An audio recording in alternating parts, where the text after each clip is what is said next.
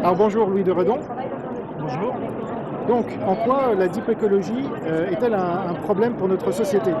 La deep écologie, c'est un mouvement qui nous vient du monde anglo-saxon, des États-Unis, mais pas que, qui remet fondamentalement en cause les grands principes humanistes de développement de notre société.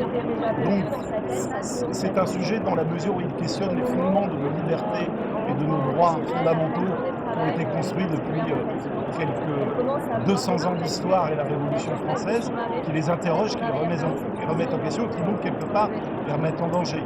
Je pense notamment à la liberté d'aller et venir, au droit de propriété, à la liberté de procréation, voire la liberté d'expression et d'association.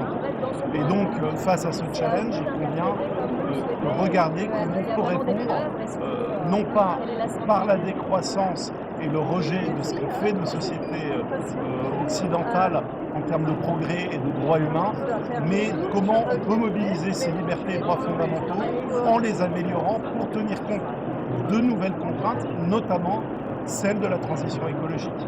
Et donc aujourd'hui, le constat du changement climatique, de la crise de la biodiversité, des pollutions majeures est là, mais on a deux chemins. On a soit le chemin qui peut être proposé par certains de la remise en cause de notre modèle de société pour revenir à un état hanté, pour être un état de nature, on dirait ça comme ça, mais qui est pour moi fantasmé, ou l'idée de s'appuyer sur ce qu'a fait les générations précédentes, sur les combats qu'ils ont menés pour dire tout ce qui a été fait en termes de liberté de droit, ce sont des acquis importants, mais il convient de les réinterroger, de les bonifier au regard des enjeux de la transition écologique. Toute liberté, tout droit fondamental a des limites, il convient de les identifier, de les encadrer et de faire en sorte qu'on arrive à concilier développement humain et protection de la nature.